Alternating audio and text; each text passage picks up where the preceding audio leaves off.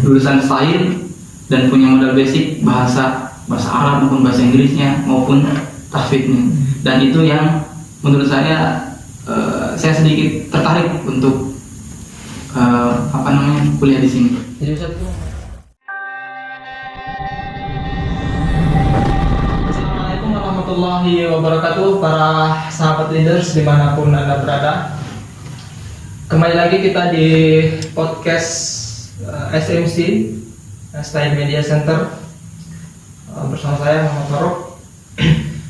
Dan kali ini adalah tayangan perdana kami di program Kiprah Alumni. Jadi SMC Studio berusaha mewadahi teman-teman alumni dimanapun berada, karena kita menyadari bahwa Style sudah punya banyak alumni yang berkiprah di seluruh Indonesia, dan ini adalah upaya kita untuk bernostalgia, sekedar bernostalgia dan memberikan inspirasi kepada teman-teman kita yang lain. Dan kali ini telah hadir di studio salah satu alumni Style yang luar biasa. Beliau merupakan hafiz Quran dan alumni pertama di program Tahasus Hafidz. Sudah hafiz juga dan bacaannya pun sudah bersandar. Oke, baik Ustaz Ali. Saya ingin masuk ke pengalaman hidup Anda, pengenalan Anda. Jadi selalu ada cerita menarik saya kira dari setiap kesuksesan orang, gitu ya. Saya mulai dari masa kecil Anda. Bisa Anda menceritakan masa kecil yang seperti apa? Insyaallah. Baik. Masa kecil saya ya? Iya, masa kecil. Lahir di mana, kemudian seperti apa suasana di waktu kecil, apakah bahagia atau kurang bahagia? Saya lahir di Bogor, ya, di daerah khususnya Jawa Barat, suku Sunda ya, suku Sunda. Saya tinggal di daerah pegunungan, ya, dekat pegunungan di Bogor. Saya kecil, ya, sekitar umur 5 tahun sudah ditinggal oleh ayah, dan kemudian ibu saya setelah itu beberapa tahun kemudian ibu saya bekerja ke luar negeri. Ya. Dan saat itu saya diasuh oleh kakek nenek saya hingga umur saya 10 tahun, kurang lebih seperti itu. Umur 10 tahun. Dan qadarullah, ya, setelah itu saya diajak, ya, direkrut sama oleh om saya, ya. Oleh om saya, kebetulan om saya ini salah satu kader Hidayatullah di salah satu cabang khususnya di Papua Barat, yakni di Manokwari. Dan pada saat itu saya diminta untuk ikut, ya, untuk belajar ke sana, yang merantau cari pengalaman baru. Dan alhamdulillah, ya, saya ikut dan bisa bergabung di salah satu cabang Hidayatullah yang di Manokwari. Dan setelah itu kurang lebih setahun, om saya pindah ke Fak-Fak, ya, khususnya Papua Barat, masih provinsi Papua Barat juga, cuman beda kabupaten. Dan di Fak-Fak juga alhamdulillah om saya diamanahi sebagai ketua yayasan, dan disitulah saya sejak lulus SMP, mulai masuk SMP sampai lulus SMA. Dan perjalanan hidup saya lebih banyak di sana, khususnya di Fak-Fak itu, selama 6 tahun dari SMP sampai SMA.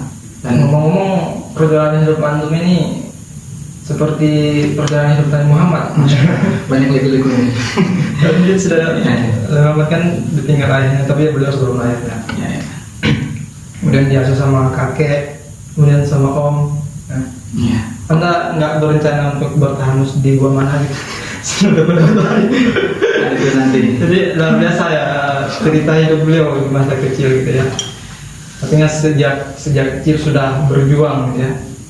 Sudah ada jiwa-jiwa pejuang dalam, ya, sudah mandiri istilahnya, sudah dijauh dari, ya, ada orang tua sudah ditinggal dari ayah, kemudian ibu pun cari nafkah, kerja ke luar negeri, Dan saya salah satunya anak laki-laki sendiri. Punya saudara berapa? Saya bersaudara 4 ya. 3 itu dari ayah kandung asli dan satunya dari ayah kandung tiri. Semuanya perempuan, saya sendiri laki-laki. Dan saya memang yang salah satunya yang diutus untuk perantau karena anak laki-laki mungkin ya. Jadi Anda mana keberapa? anak kedua dari 4 bersaudara. Kedua ya. Nah, awal mula kenal style seperti apa? Dari ayah, apa? Dari om. Awal mula kenal style ya. Setelah dari Papua kan Ya, sebelum SMA langsung ke style sebenarnya. itu Awalnya saya kenal sama saya sebutkan namanya nih kalau nggak apa-apa. saya kenal Alumni Style. tahun 2000 angkatan 2010 lulusan tahun 2014 ya, pas beliau lulus kita masuk. Berarti baru penugasan ke sana. Ya, beliau namanya kalau nggak salah Abdul Hamid ya, Masya Allah. Saya panggil biasanya Kak Idin ya, atau Mas Idin.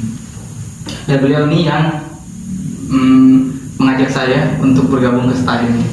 Ya, saya tertarik karena beliau luar biasa dari segi bahasanya. Ya, lulusan style dan punya modal basic bahasa Arab maupun bahasa Inggrisnya maupun tahfidnya. Dan itu yang menurut saya sedikit tertarik untuk kuliah di sini. Jadi saat itu membayangkan, wah alumni style ini seperti ini. Ya, saya kira maksudnya alumni style Masya Allah hebat-hebat semuanya gitu. Maksudnya lulusannya sudah ada basic bahasa Arabnya, bahasa Inggrisnya. Dan saya waktu itu memang lulusan SMA tertarik dengan bahasa Inggris. Dan beliau waktu itu berbicara bahasa Inggrisnya Masya Allah. Beliau mengajar di sana. Maksudnya beliau itu guru anu. Sebelum kuliah, beliau bersama-sama saya waktu itu. Saya sejak SMP, beliau SMA. Dan beliau kuliah di style, saya waktu itu masih sekolah SMA. Dan saat ini, beliau sekarang ini tugas di Timika, terus Papua. Tugasnya di Timika. Sebelum beliau ke style sempat sama-sama ya? Sudah pernah sama-sama, kurang lebih 3 tahun 2 tahun. Dan Anda melihat ada perubahan? Iya, dari kita sama-sama dari berasrama hingga dia kuliah, Masya Allah perubahannya luar biasa. Saya lihat, Masya Allah antum sudah perubahannya dari bahasa Inggrisnya, bahasa Arabnya, dan ilmu-ilmu yang lain. Saya akhirnya tertarik melihat program di style ini. Akhirnya antum ke style? Iya, saya sampaikan ke orang tua dan saya katakan, Mi, saya mau kuliah di Surabaya di salah satu Universitas Hidayatullah yang mana ini Masya Allah lulusannya luar biasa, bagus-bagus semuanya. Dan alhamdulillah saya diutus untuk ke sini kuliah. Hanya waktu itu setahun pertama masih dapat panjang. Kita kan sama-sama ya. Satu pertama ya alhamdulillah. Itu satu pertama banyak guncangan ya. Dan teman-teman sekedar informasi, saya sama beliau sebenarnya satu angkatan di Padang ya. Dari Padang memang beliau sudah menunjukkan prestasi yang luar biasa ya. Salah satu yang dipercaya menjadi koordinator mahasiswa waktu itu ya di bagian Departemen Agama waktu itu ya. Masya Allah. Jadi urusannya nyata-nyata santri ya. Dan jadi sejak semester awal itu sudah menunjukkan potensinya gitu ya. Dan akhirnya pindah ke Surabaya dan masuk tahfidz itu gimana ceritanya itu? Atau kan sebelum waktu pertama waktu di Panjang kan belum ada tahfidz kan waktu itu ya. Cuma ada tahfidz target biasa kan. Belum ada program tahasus tahfidz yang belum 30 juz siswa. Ya di Panjang itu memang waktu itu belum ada program betul-betul tahfidznya. Dan namun itu di sana programnya menargetkan hafalan ya. Kita ditarget berapa juz sudah. Alhamdulillah ya saya di sana mendapatkan kurang lebih 15 juz. Namun itu ya nggak lancar karena kita menghafalnya asal-asalan ya. Artinya ketika sudah hafal nggak dimurojaah. Itu 1 tahun ya, 15 juz. Ya kurang lebih. Sebelumnya di SMP SMA itu sudah pernah menghafal belum? Di SMP dulu pernah punya hafalan juz 29 sampai juz 30 dan pernah ikut dilombakan ketika di MTQ dan alhamdulillah pernah mendapatkan juara 1 satu tingkat kabupaten, kemudian tingkat kecamatan, kemudian juara satu lagi tingkat kabupaten, dan tingkat provinsi juara harapan satu. Maksudnya juara 4 waktu itu. Ya, alhamdulillah dari situ saya ada kemauan untuk menghafal Quran dari sejak kecil memang. Namun waktu itu ya cuma punya modal hafalan 2 juz aja ketika mau bergabung ke style. Tapi di SMA nggak nambah hafalan? Nggak nambah karena sekolah di luar. Ya, sekolah di luar, jadi ya pagi berangkat, pulang sore, jadi susah waktunya. Berarti 13 juz ya nambahnya ya? Setahun itu ya? Ya kurang lebih 13 juz. Luar biasa ya. Padahal waktu itu kan kita juga belajar bahasa Arab, bahasa Inggris. Ya banyak sekali naukoloh dan sebagainya. Ya Padat banget Pak jadwalnya gitu ya. Tapi alhamdulillah kita bisa 13 juz ya, luar biasa. Namun itu nggak lancar itu karena menghafal ya asal menghafal namun tidak dimurojaah ya. Kurang pas. Setelah itu sampai ke Surabaya, berarti Pak ada program tahfidz. Sampai di Surabaya belum ada. Ya jadi sekitar kurang lebih saya setahun di sini Surabaya baru kemudian ada program tahfidz. Kan semester 3 kita masih kuliah normal pada biasanya seperti biasa. Pas ketika semester 4 ya semester 4 ini kalau nggak salah di bulan Maret apa April itu ada salah satu dosen yang mengatakan angkatan antum ini yang akan mengawali program tahfidz yang akan dibimbing oleh Syekh dari Timur Tengah. Wah, kita kaget semuanya. Angkatan kita yang mengawali. Kenapa nggak angkatan kakak kelasnya? Wallahu a'lam. Namun angkatan kita yang diamanahi dari ada salah satu dosen yang menyampaikan itu. Ya, kita mau tidak mau sami'na wa ata'na, dan didatangkanlah Syekh itu dari Timur Tengah, ini khususnya di daerah Aljazair, negara Aljazair. Itu Syekh Usama. Ngomong-ngomong Aljazair itu di Afrika. Ya, kurang lebih seperti itu. Iya. Dan beliau datang kalau nggak salah tahun 2016 ya. 2016 pas kita waktu itu semester 4 kalau nggak salah. Semester 4 beliau datang kalau nggak salah di bulan April, kalau nggak salah di bulan April itu, dan saat itu angkatan kita kurang lebih ada 15 orang atau 20 orang, saya lupa gitu. Di seleksi diseleksi sama beliau. Itu waktu itu antum daftar ya? Saya waktu itu enggak ikut. Kita kan waktu saya seingat saya kan sebelum ke sana belum ada yang punya punya bayangan mau masuk tahfidz gitu kan. Iya. Semuanya mau pergi ke sana itu untuk kuliah. Iya. Antum ikut waktu itu? Saya sebenarnya nggak ikut. Saya yang didaftarkan sama salah satu dosen juga yang mendaftarkan nama saya untuk ikut di program tahfidz. Namun saya sebenarnya waktu itu nggak daftar sendiri karena saya khawatirnya nanti mata kuliah banyak yang terbengkalai kalau nanti fokus di tahfidz. Karena tujuan awalnya di sini kan mau kuliah. Ya. Namun qadarullah ya, dengan seiringnya waktu ya saya masuk beserta ada beberapa teman saya ya sekitar 15, namun yang terseleksi cuma 7 orang. Terseleksi 7 orang dari Syekh Usama itu. Dan setelah berjalannya waktu banyak yang itu pun eliminasi dari 7 orang itu yang lulus itu yang sampai selesai wisuda dan sampai 3 orang ya? Iya, kurang lebih ya sampai wisuda 3 orang. Salah satunya teman saya sendiri ya waktu itu diutus ke Banten ya. Beliau yang manahi waktu itu di Banten, dan salah satu teman saya lagi satunya diamanahi di sini juga di pesantren itu. Itu yang kendalanya sehingga mereka nggak betah itu apa kira-kira? Ya mungkin sistemnya yang terlalu ketat apa seperti apa? Ya itu sebenarnya kita perlu sabar aja karena menghadapi dan kita belajar bersama orang yang beda suku, beda budaya, ya beda bahasa. Itu kan cara ngajarnya kan nggak beda ya, apalagi yang diajar itu kan bacaan itu ya. Bacaan. Sementara kita sudah terbiasa dengan bacaan kita gitu kan. Kita sudah biasa dengan bacaan kita, kemudian diperbaiki, ya nggak ada benernya. Dari nol betul-betul kita nggak tahu. Ya itu di situ memang banyak yang tereliminasi dan banyak yang tersingkirkan. Ya mengundurkan diri ya kebanyakan mengundurkan diri karena bilangnya sebagian teman-teman itu nggak sabar, ataupun ya mungkin dari segi ada yang bilang mau fokus ke kuliah juga, bilang nanti nggak fokus kuliah. Akhirnya banyak yang tereliminasi dan tersisa cuman 3 orang sampai wisuda, dan sampai akhirnya yang tersisa di tahsus cuman saya sendiri. Itu kan luar biasa ya, maksudnya orang yang kita anggap bacanya sudah bagus gitu kan, maharnya sudah bagus, tadinya sudah bagus, tiba-tiba ketika menghadap syekh itu disalahkan semua gitu kan.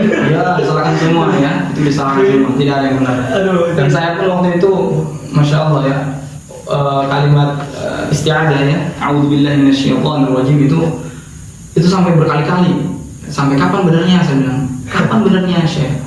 Ya, memang menguji kesabaran, dan itu betul-betul kita diuji betul. Kalau nggak sabar memang apa yang membuat Ustadz itu bisa bertahan? Bertahan ya, saya bertahan karena ada apa ya, motivasi ya, ada motivasi. Dari Pertama internal atau eksternal? enggak, motivasi dari salah satu, ada motivasi, ada hadis yang mengatakan Iqra'ul Quran fa innahu ya'ti yaumil qiyamah syafi'an li ashabi. Dan itu ya, saya merasa kalau saya keluar dari program tahfidz ini, apa yang mau saya banggakan nanti kepada orang tua saya, apalagi ayah saya telah tiada. Dan itu yang menjadi niat buat saya untuk tetap bertahan di program tahfidz, karena ya dengan Al-Quran ini ya bukan hanya kepada saya yang mengalir pahalanya, tapi kepada orang tua, keluarga, dan kerabat-kerabat terdekat seperti itu. Dan ada satu yang saya yakini juga ya, Allah tidak akan menelantarkan orang yang selalu dekat dengan Al-Quran. Ya, itu artinya saya berpikir di situ ya, masya Allah, berarti orang yang selalu dekat Al-Quran, Allah tidak akan membiarkan seperti itu. Pasti akan selalu dijaga, akan selalu disupport dari segi apapun. Dan itu yang menjadi motivasi saya untuk bertahan di program tahfidz. Ada nggak pengalaman Ustadz, misalnya yang betul-betul itu merasakan kehadiran Allah gitu, maksudnya di saat mungkin kondisi sulit misalnya, atau lagi pusing karena di pendidikan tahfidz itu yang mudahnya begitu, tiba-tiba ada sesuatu yang ajaib gitu, pernah merasakan seperti itu nggak? Ada pengalaman seperti itu nggak? Oh, pengalaman kayak sesuatu yang ajaib ya. Iya, yang merasa wah ini bukan sesuatu yang biasa gitu, maksudnya ini ada keterlibatan Allah gitu maksudnya.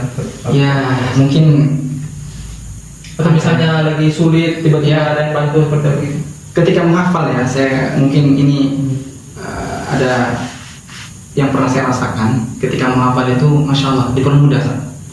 Menghafal Quran waktu itu saya bisa satu halaman kurang lebih 30 menit selesai. Itu mudah, dan saya nggak pernah rasakan menghafal sampai 30 menit bisa satu halaman. Dan itu masya Allah, saya bayangkan bisa satu halaman 30 menit. Nah, karena apa? Awalnya karena waktu itu bacaan saya belum sebelum bertalqin dengan Syekh, memang bacaannya masih belum bagus, ya istilahnya masih banyak, hasilnya masih berantakan, dan menghafal juga masih sulit. Namun ya setelah bacaannya bagus, artinya standar sudah lumayan bagus, dan itu yang memudahkan ketika menghafal salah satunya. Dan mungkin di situ Allah mudahkan ketika menghafal. Bacaan kita mungkin sudah diperbaiki dulu, bertalaqi sama Syekh, kemudian kita menghafal Quran, dan itu yang Allah mudahkan. Makanya saya kaget sendiri bisa menghafal sampai setengah jam bisa satu halaman. Itu di situ Allah berikan kemudahan salah satunya. Oh itu kalau boleh tahu antum setelah dari panjang udah hafal 15 juz itu, setelah sampai sini lanjut atau gimana? Wah, itu ini hilang semua ya, karena nggak mulai dari depan ya. Karena waktu itu di panjang itu saya menghafal dari depan ya, hafal dari depan. Kalau dari bersama Syekh ini di program tahsus ini dari belakang semua. Jadi dari 30 sampai bawah. Jadi ya otomatis tidak bukan tidak terpakai, tidak dihafalkan, bukan yang baru. Jadi murojaah. Itu pun cara menghafalnya kan harus dengan cara bacanya gitu ya. Cara bacanya harus benar. Nanti itu masuk di pertanyaan tips nanti kalau ada. Dan setelah sen yang pertama itu kan berapa? 2 tahun ya. Ya kurang lebih 2 tahun. Setelah itu kan ganti saya gitu ya. Ya ganti Syekh kemudian diganti oleh Itu Syekh lagi. ada perubahan yang anda merasakan? Ini ada caranya berbeda. Ya bukan hanya cara ya, perubahan dari segi ngajar, dari cara metode ngajar dan apa namanya aktivitas yang lain pun berbeda. Kalau saya rasakan itu, ya waktu itu karena saya merasakan bersama Syekh Usama itu orangnya disiplin, ya. Disiplin. Jadi tepat waktu, tidak boleh telat. Kalaupun telat nanti dihukum. Atau entah itu push up, ya, hukuman apa, botak biasanya kalau telat. Wah itu dulu sangat apa namanya takut buat kita. Yang kita disiplin. Dan awalnya itu awal belajar kita itu sama Syekh Usama itu bukan seperti sekarang sudah mewah kelasnya. Kita dulu di lantai 4 belajar, lantai gedung apa namanya SMA itu lantai 4. Pulang pergi dari pagi sampai malam, ya, naik ke atas turun lagi. Itu perjuangan. Di situ perjuangan, itu perjuangan dan butuh kesabaran. Dan dari situ juga banyak yang tereliminasi, banyak yang tersingkirkan karena kelasnya waktu itu belum tersedia. Kita kan waktu itu kan yang style kan cuma 3 orang gitu ya. Iya, awal-awal memang Itu waktu itu SMP udah ada nggak ya? SMP waktu itu pas buat 3 bulan kemudian baru ada.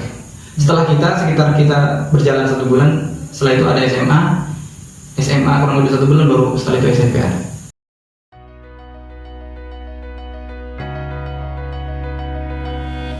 Yang pernah saya rasakan ketika menghafal itu, masya Allah, dipermudah. Menghafal Quran waktu itu saya bisa 1 halaman kurang lebih 30 menit selesai.